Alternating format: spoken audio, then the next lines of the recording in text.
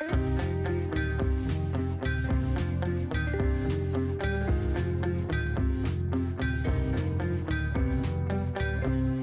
to Hacked in the Dark, a podcast featuring Forged in the Dark games and their designers. I'm Mark Cleveland. And I'm Nychelle, and we will be your host for today's episode. Today we sit down with our guest, Stefan Struck, to talk about their game, A Fistful of Darkness. Welcome, Stefan. Hello, everybody. I'm Stefan, pronounced he, him. Thanks for having me. Glad to have familiar voices after we ended the world in our actual play. That was a great game. I'm still talking a lot about. Thanks for that. Yeah, we had a great time doing that. The podcast here is to talk about the deeper elements of your game a little bit. We can focus in on some of the things that may have interested our listeners and they didn't get time to really explore during the actual play.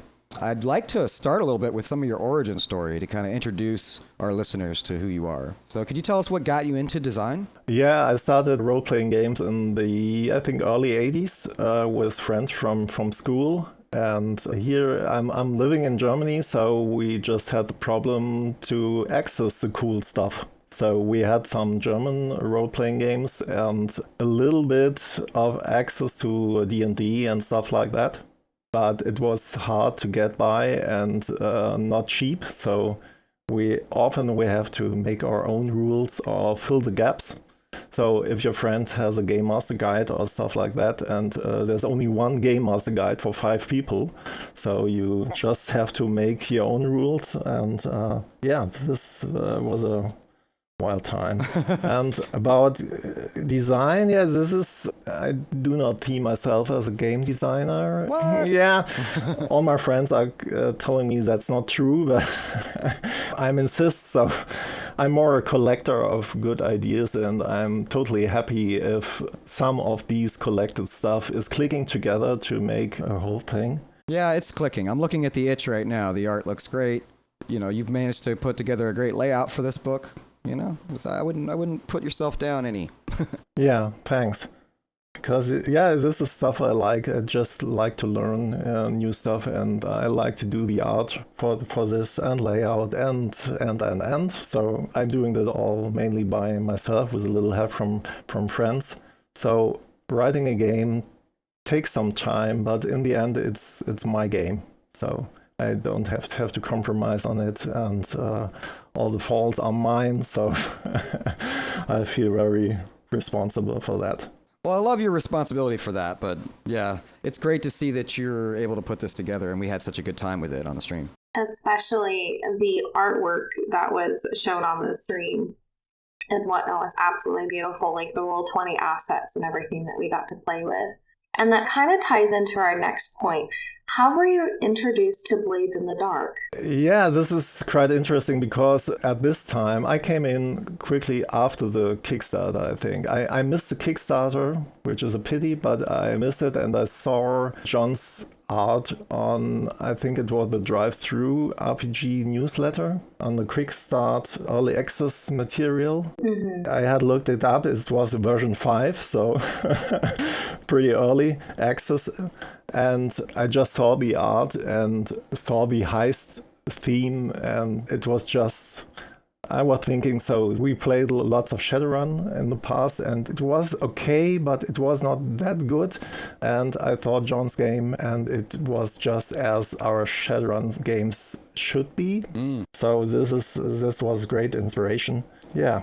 It brought me back from RPG Hibernate, so I'm pretty old, I think, for the scene, and I had more than 10 or 15 years not played any games, and Blades brought me back, and not even brought me back, but made me write the game Fistful of Darkness sometimes later. Wow! Holy crap. Hey man, I have a very similar story, you know? I believe I felt like I was kind of burnt or something, you know, like burnout on following rules for my game, you know? I just wanted to like narrative game. I kept going to that, and like the less rules, the better. Like I was just like, let's just talk.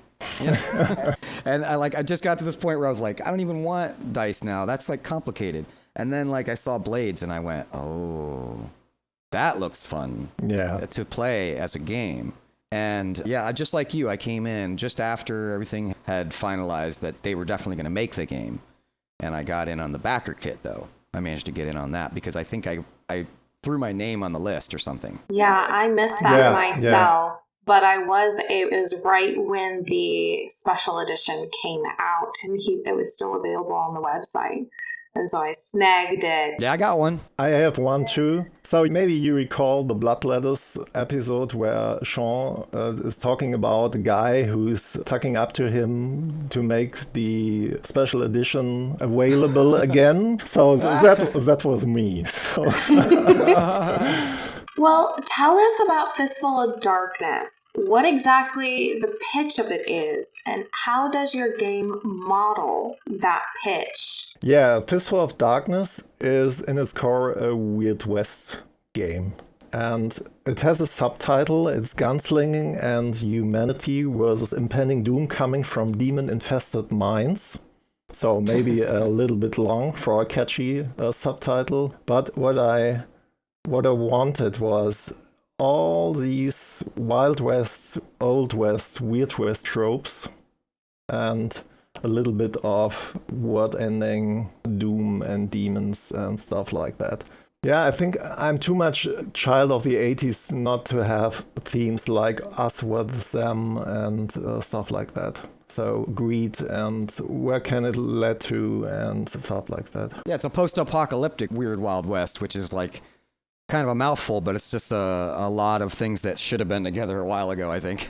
Yeah, it's not historical. I'm not trying to do this. I just cannot because I'm missing all the context of the US. So I wanted to be very fantasy and very generic in the sense that you can have it anywhere you want. So there's no specific place. It's just a city of Mudwater, which is central to the setting, and we have factions and the usual stuff.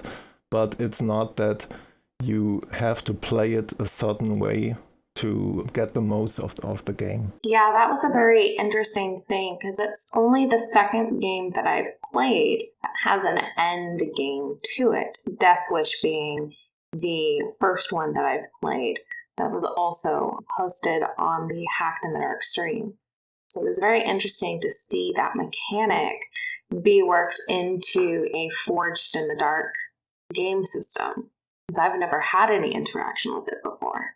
Yeah, I want to highlight something about that too. Later, we're definitely going to come back to this moment about the end game because I think there's a little something subtler there. There's like, we get to answer an important question. When you hit the end game, I noticed there's some kind of an open end that you don't see in a lot of these post-apocalyptic games, which is to answer what happened, right? Like to cause the end of the world. Does that sound about right? Yeah, you can play it that way if you're willing to do a campaign long enough to reach this point, or as we did, which was awesome, which we just speeded up to have more riders appearing earlier than a vanilla game should have. Yeah, right. We sped things up. Yeah. So the big question is, how do you want to play this game? There are a lot of classic gamers who see ending the world as a bad thing. Well, yeah, what was really compelling to me is the answer, like, was the end of the world really caused by these four horsemen? Or was it more like the inevitable end that our characters are going to bring anyway? And I think that's super interesting. Yeah, I think the storylines, especially if you players want to prevent the end of the world, and by trying to prevent this, they actually speeding it up. Yeah, I think that was the case for our career, right? Yeah. Hey, I wasn't going to push it one way or another, and I don't want to necessarily provide spoilers. Yeah, that's one of my favorite examples of like interplay between characters and players and how those things will intermingle when everybody's kind of on board. Yeah, one of the favorite things in all Blade and Hex I knew is the inner conflict XP trigger on the crew. So this is so great because not only that you play this way, but you always get reward for it. And if you have different characters trying to reach different ends, this is totally fine. This is wanted in the game and makes it so interesting. So it's not to win the game, but to tell a good story. Well, maybe that's a good way that you can talk about what makes Fistful of Darkness so special.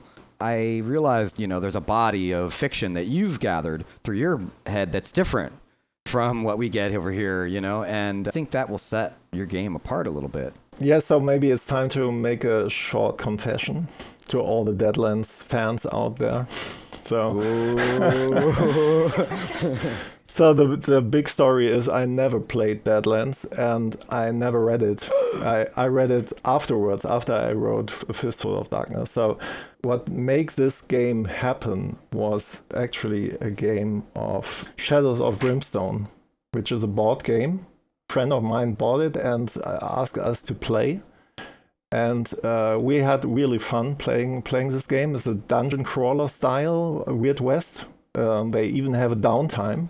So where you go back from crawling demon-infested mines, back in the city and healing and stuff like that. And the guys I was playing this game were the same guys I was playing Blades at this time. And so we just looked at each other and we thought, yeah, why not play Blades in this setting? Oh, I love that. Yeah, and so I did that. And Shadows of Brimstone, obvious, has Deadlands as its root. So it has Bloodstone, I think. So I have Hellstone. So it's what I needed was a rush, like the Gold Rush, only more of the Gold Rush. Only hellish and way better. yeah, hellish better, yes. So my other sources were The Sixth Gun, which is a comic by Colin Bunn and Bram Hurd, published by Oni Press, which is just awesome. So if you don't know this, you have to read it. It's multiple volumes of very cool stuff. It's Weird West to the bone, and have this, the world will end, and what then? So what is the next world? So in my games, there's always the next world. Depending on your players, these next worlds are very different. But this comics has this wheel of destruction and recreation of the world, and who is allowed to shape the world, and who's only, can say, a slave in this world, and who's the master. So, and I tried to find different sources and had the luck to stumble upon Hard West, which is a computer game by Created Forge Games. I think it's a Polish company, and they really lean into this Weird West theme. They have undead main character, which brought along the Revenant playbook and my hack. Yeah, and of course the granddaddies of Weird West like Jonah Hex and El Diablo comics. So stuff like that. So if you start to look for it, you find lots of good stuff. Yeah, I think this is great that you mentioned the source for your currency in your game, Hellstone, because that is sort of one of the central topics is the hellish currencies in Forged in the Dark games. I think the hellish economy of going to get the Hellstone and dealing with the weird fallout is just beautiful in Fistful of Darkness. Let's talk a bit about your touchstones and how that might affect the challenges you faced along the way with Fistful of Darkness. Like, for example, when you try to convey a weird Wild West setting, maybe you don't want to say everything about the way the guns work, right? Your six gun, or even the weird powers. Has any of that stuff come up for you along the way when you were developing the game? Yeah, it did. So touchstones are really useful if you want to set the broad theme, I think. So just mentioning Deadlands or Jonah Hex brings your player to the table, but in the details it may be a bit different. So especially in the currency, I was a bit lost while designing the currencies, and the early game had this two currency already, Hellstone and coin, because I just wanted to have this Hellstone rush as a main theme.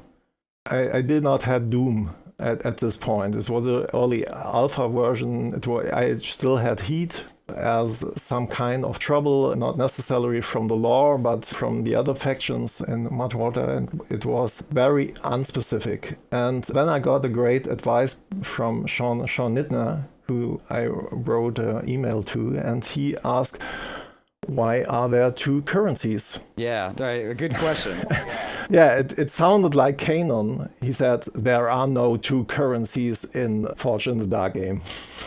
Yeah, I know Sean's tone might have been a little different there. I think he was probably saying, well, just explain it, you know? Yeah, no, the question was spot on because I was thinking about that. If I just delete coin, delete hellstone, and then I had the third choice, which was make the choice between coin and hellstone the core of the game.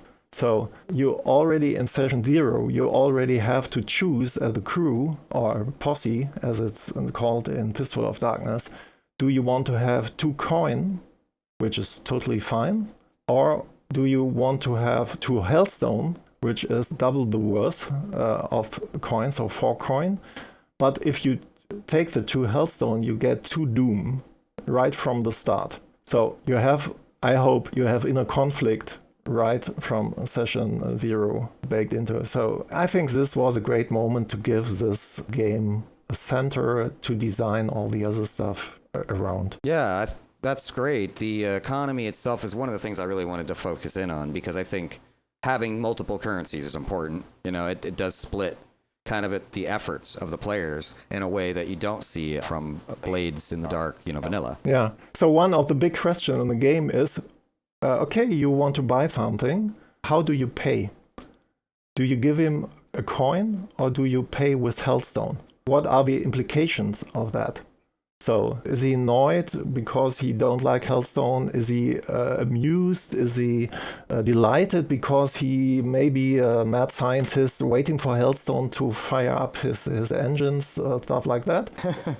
Endless possibilities on this side. One thing I really enjoyed about from a GM perspective on Hellstone during the stream of the actual play that we did, it really allowed me to bring in different mechanics and also really push back onto the table certain consequences, certain things that were going on in the world, and essentially make it to where if my table felt that they were getting a little lost in like what they were doing, now they had to make a decision. It's a very good pacing mechanism, I found. And also, it causes your players usually to take a little bit more of a risk because, well, now there is something that happens every time I interact with Hellstone. How am I interacting with Hellstone? Is that going against or is that going for my beliefs and drives? Is that going against the posse? What are we currently interacting with right now that can drive the story forward? Just with the interaction of Hellstone beyond simple coin. Really, I quite enjoyed it. I think what you're saying is this is like a GM control that we didn't realize what we get, right? It's a way for you to like shove the story one way or the other, right? We get to say, take this currency and see what you do with it. I wouldn't say that I railroaded any. I just want to go ahead and point that out. I did not railroad my players, but I did definitely use it as a tool at my disposal based on what is written in the system. And I think that you guys really took upon that because the first session, you guys were tossing and handing back Healthstone as if it was, a canteen of water or something. You were just passing it around, and then all of a sudden we get to the end where you have to roll for every instance of you touching or interacting with Healthstone. And one of you even licked it at one point, which I thought was hilarious because the possibility of a mutation coming out of that, and that of course came up later on in the stream series. But absolutely, I used that as a tool at my disposal. It was fantastic. Yeah, I think it was really pointed that way that worked. It's a very loaded currency, if you want to call it that. So it brings on many choices. If you want that in different circles, it may be totally fine to use it, and in different circles, it's. We had this in the game. If you look at the tribes relationship to Hellstone and Mudwater, so now that does work into your world building a bit, and here you have a different approach. You can use touchstones or not to allow your players to customize the world. How did you use that in Fistful of Darkness using the Hellstone itself? as well as other features of the world building. I think I had the big problem that I did not want to define too much of the world. And so I needed some time with that, but I came up with adding a world building step into session 0.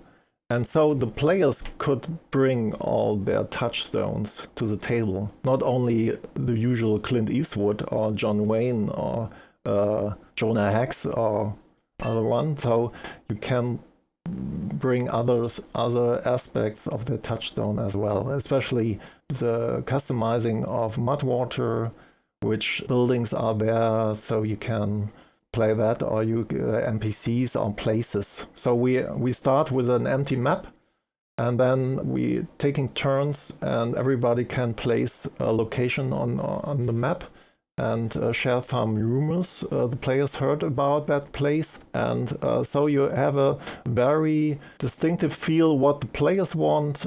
They get excited to hear what the other players want, and they build on that if you're lucky. And by the way, as a GM, you get much material to build on. The great ask questions and build on it. So yeah, it's a way to customize the world more to the likings of the players. This seems like a good way to segue into the next swing, because one of the ways that you express yourself here is through the setting, right? Like you were saying something about the cyclical nature of the campaign. Like when something ends, the end of the world comes. Usually the campaign goes on. Is that right? Yeah, I'm a big fan of the information that Blades came from the end of what system was it? John played Dungeon World, I think, was it? He ended the Dungeon World campaign and the sun was gone and the gates of death were gone, and so Blades in the Dark came up. So this is a great place to go in my point of view. So it's not an end, but the start of something new. Yeah, like you answer a question and that kind of springboards the next campaign, which I think is very unique to most role-playing experiences. Usually when the end of the world happens, our characters die, or we're all after that. You know what I mean? Our characters are all after that's already happened and we're trying to pick up pieces. In this game, we might like break all the pieces and then and watch and see what happens afterwards when they get thrown into a fire and get recycled. Yes, this is great for all Blades game, I think. So if I recall my D&D games right, so this was always you're a small character in a big world, and if you play long enough, like 5 years, 10 years, the same campaign, maybe you have the chance to alter the state of the world a little bit. So like buying a castle and being a lord or something like that. In these games, if it just happens, so you kill an important NPC in the first session and you ask yourself, so what's the impact of that? So these are great games. So we had really cool Blades and Fistful of Darkness games. So when the players look to the GM and ask, is this possible? The answer is always, of course. This is possible. You just have to live with the consequences. Yeah, it was a really wonderful thing. I'll point again to the stream that we did, a Fistful, to that end episode with the posse, and especially that inner conflict trigger during the end, essentially, of the moment, the big build up through the entire series to that end point. It was just absolutely fantastic. Could you explain a little bit more on the posse? Because I know that that's a different take on the Blades crew and playbooks. Can you explain a little bit more on those? Yeah, it's similar to Blades in the sense that we have like crew books, which are, for example, Hellstone Scavengers or Outlaw Posse and Bounty Hunters and the Tribe. What's a bit different is that you give a strong direction with choosing these playbooks. So I often see bounty hunters because hunting something sounds like fun. So mainly demons, by the way. So yeah, why not pick the hardest foe in the setting? So this seems to be lots of fun. Well, that could also work for hunting other fellow outlaws, correct? Yes. Excellent. Classic bounty hunting, or you name it. So what? Or hellish bounty hunting. Hellish bounty hunter or monsters or stuff like that. So I wrote the Hellstone Scavengers because as I was talking with a friend about the hack and mentioning Shadows of Brimstone, and he said, oh yeah, and then you need Hellstone Scavengers in that. So I wrote that, but the funny thing is nobody wants to play them. So it's too scary. Yeah, it's maybe too scary, maybe right? So I even had some difficult rules how you play it. We might have to do a take two for the crew that we did the stream for, and have you guys actually play with the consequences of your own actions. Oh, play with all the fallout from our first Exactly. Yeah. Ooh, that would actually be a great follow-up stream. Yeah. Ooh, yeah. If people are interested in that, be sure to let us know. We will put it together. Vote for it, and we will do it. So. If we get one mention of it, we might do it, actually. One retweet. That's all we need. No. So the difference between the playbooks is I don't have turf. I wrote achievements in, which started out as kind of turf, but are more major achievement in the storyline. So depending on these achievements, you're fighting in the end battle, light versus dark. You can choose a side which is important to you. And then you can use your achievements to turn that battle around or not if you choose not to. So that's a big difference in the playbooks. I just wanted to tie that in to the end game and make the players count here very much. So again, during the game, it's not that clear if you trying to get dark achievements or neutral achievements or light achievements. The side you're on may not be that obvious, but in the end it's important for the outcome of the end game. Just one thing which is very important for me is this is not a good versus evil. So this is dark, whatever that means, versus light, whatever that means. So dark is more, in my point of view, in my game, which may be totally different from your game, is that dark is more about change and light is more about preserving. Ooh. There may be demons and angels, but angels may be boring guys. So They're the status quo. yeah, maybe. So I think that's super interesting. yeah, when you read the Preacher comic, you cannot see angels anymore as creatures of light and the good. So and I guess this dark light theme also has a lot of importance to you, like calling back to your Touchstone with 6-gun. yeah. So the 6-gun is also going into this direction. So they're starting out with villains and good heroes and dark villains, but in the end you see that just how they came to be and how they changed over the way of time. So this is very, very interesting. Is that a movie or a book? I'm gonna definitely show my noobness here. The 6-gun is a comic. I think there are plans to do a Netflix series from it, but yeah, rumors. So still hoping for it. That sounds hot. That would be really fantastic to do based on a comic. God, I couldn't imagine what it would be like to have your comic turned into a show, or your role-playing thing or whatever. But like this would be so good on screen, Stefan. Yeah. It really would. As like a show that loops right through the city of Mudwater and rechurns the characters and like reintegrates the fiction with new setups each time. Yeah. It would be a masterpiece if you could get the team behind it. So Netflix, if you're listening, call me. We have an agent sitting online ready to negotiate. We want Tree to play the same part the entire time, please, Yeah. because they have wonderful buttons. Though honestly, doing a show would probably traumatize them all over again. Right. Yeah, and we need Ray to play Matt Monroe. He's got to be the special advisor to the whole show, I think, because of his role as Mad Monroe. Yeah. It's like unforgettable for me. Again, we'll go ahead and plug the stream for our listeners. If you haven't listened or watched the stream of Fistful of Darkness, you really should. Yeah, I'd say you got hooked up pretty well. You got a crit on the find a group roll before the game there, Stefan. That was perfect when we all pretty much had we had varying interests, but we had similar things that we felt was important to talk about, and I thought that was interesting. And we didn't have we didn't talk about much of any of it. We were figuring it out on the fly, and it just worked out so well. Yeah, maybe now if I think about it, we all knew that we were ending the world somehow.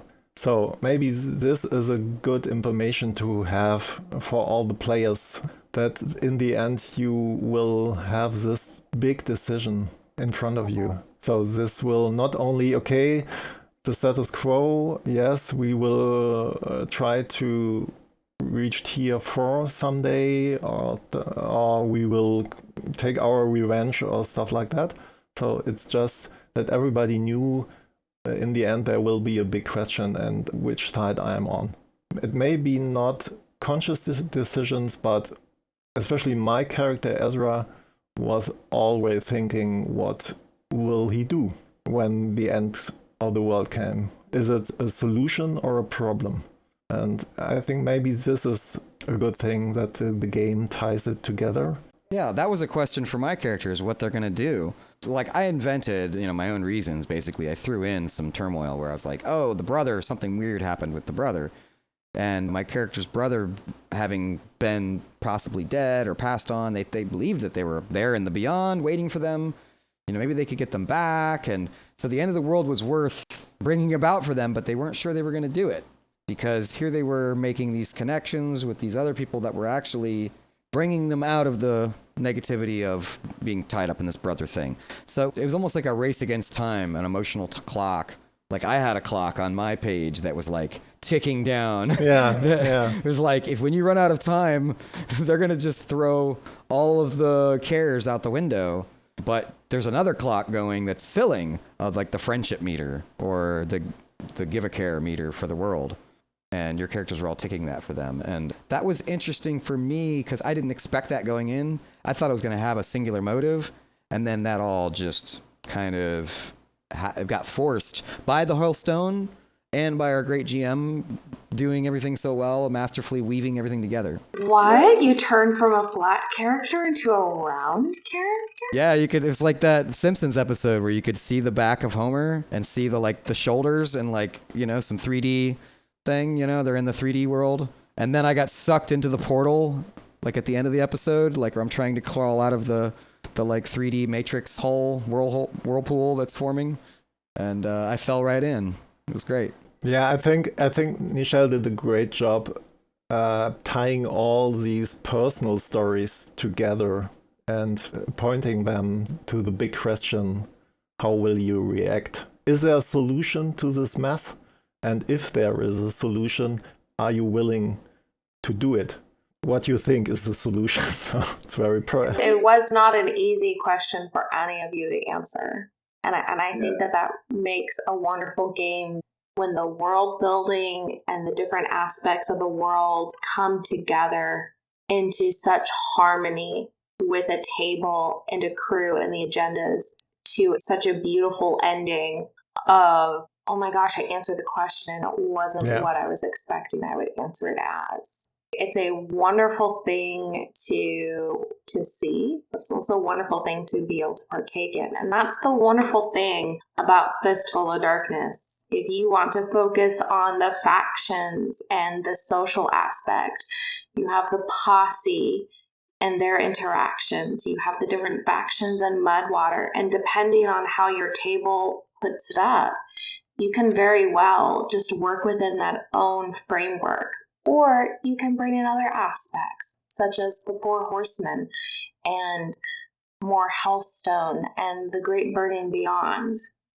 It's a wonderful game, and I so appreciate your willingness, Stefan, to allow us to show it.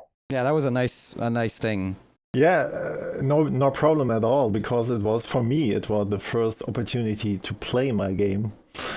Not as a GM, but as a player, and with such a great cast, it was awesome. That's a valuable experience to have as well. I think every designer should have a chance to play their game with other inspired players. and have someone else run it. Not only does it different, but it's also somewhat the same, right? Like that there's some of the things that you really wanted to have happen. I noticed that Doom takes a rather strong approach. You know, Doom is a central clock in your game. I definitely wanted to hit on that as an economy, a measure of your economy in the game. Like that is the replacement for heat. Am I right? Yeah. Yeah, it is. And this is true. And so it's very valuable to play the game as a player, just to see how it feels as a player. So is it too strongly typed or railroady, or which stories can I tell? And I think it's not so easy to be the game designer and the GM at the same time. So you watching the game and you watching yourself as a GM, how you play it, and you watching the players, which is a lot of work to do. Well, it definitely helps to be a player and also play test for sure. And I'm so glad that we had that ability. And I'm looking forward to more design work and everything you have done on Fistful. Yeah, is there anything left that you're going to continue to work on with Fistful, or are you pretty much towards the end of this project cycle? How are you feeling about that? Yeah, right now I'm feeling a bit stretched thin on the Weird West angle, so I'm working on a different game right now. Ooh, you gonna tease us? A little bit, maybe. So it's a secret project. No. Oh, do go on. Reveal all the secrets. I mean, don't. Yeah. So, okay, if you ask. No, I think it will be an Aegon playset, because it again will have an end game in it and world building. So that's an inner joke for our online group that we don't play games. We just doing world building and character creation, and then we move on to the next game. So what I need in my games is world building and end games. So it will be cyberspace without cyberpunk and epic fantasy heroes. So. Ooh, that sounds wonderful. Yeah, how very interesting. So the I can already kind of see some tie-in with Aegon and the islands and like virtual places. Yeah. It's meant. That sounds great. It's meant like that, but I'm not sure if this will work out. I said that I'm putting so much work into the setting, so I'm thinking about doing a dual system setting, like doing a Paragon or Aegon playset, and Blades hack as well. I'm not sure if I have enough energy for this, but... Well, as they say, once you begin designing, you never stop. Yeah. So if you're thinking about it every day, you should work on the idea. Well, thank you, Stefan, for joining us today, and for all of your insights into Fistful of Darkness, the hellish economies, and the various touchstones that you had throughout the game. Was there anything else you wanted to mention before we moved on to the outro? I just want to say that I think that touchstones in general are just a great way to communicate in few words what you mean. It's just not only at the beginning of the game, what will the game be about, but also during the game. So stuff like that. Is this more goofy like Touchstone X, or is it more serious, dark, gritty like Touchstone Y? So this, for me, in a game where you want to keep a high pace or high tension, this is very useful. And this is just a piece of pop culture general agreement that you have with your players, and to make the game interesting. I really like that as a way to key in on what you enjoy about a game, and a way to communicate what our readers would enjoy about it as well. I'd like to let our listeners know where they can find out more about you and your games. Where do they go for that? Yeah, you can find me on Twitter as Monkey Echo, and you can find me on HIO as Monkey Echo, surprisingly, and Drive-Thru RPG is more obviously than you can find me there as well, so you have to just look for Fistful of Darkness. And I think I want to plug one game in the end, if this is okay, where I did the art for, which is Blades in the Dark hack, surprisingly, by a friend of mine, Oliver Smog, which is called Minutes to Midnight. And to say some touchstones for this is Cold War Spies, like Smiley and the Circus, but in modern setting with James Bond gadgets. So 3 touchstones in one sentence describing a game. Yes, so I would like to also plug our community over at community.bladesinthedark.com. They are a very welcoming community for Blades and beyond. For example, Aegon, which we mentioned just a moment ago, and other hacks of this beautiful game. You can contact a lot of the other hackers that are out there and find that we are all very welcoming to newcomers. If you're working on a hack or you're thinking about should you post it or any of that, the answer is yes.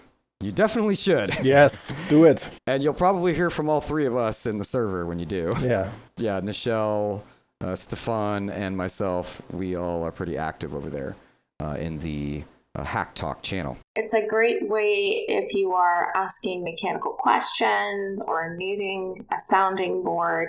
It's a very nice, large sounding board, and people are very welcoming and helpful. And yes, you should definitely check it out, which is the official Blades in the Dark Discord server. And you can scroll down to the Hacked in the Dark channels. Of which you yourself are a large part of now. You've been growing in responsibility, but she's like the mother of the Blades server right now. Nychelle is. So yes. If you're wondering why they're so interested in the server, that is why. I have many children and have not started any cults that anyone knows of. I thought I was in it. What? I thought I was in the cult. Oh. We don't talk about that with unbelievers. Oh no, I spilled it. I'm gonna be kicked out, aren't I? No, you're not. You're fine. It's just the best Discord server for all time. Well, this has been a very special episode of Hacked in the Dark, a podcast featuring Forged in the Dark games and their designers. I'm Mark. And I'm Nychelle. And remember, when it comes to design, we all begin our journey as hacks in the dark.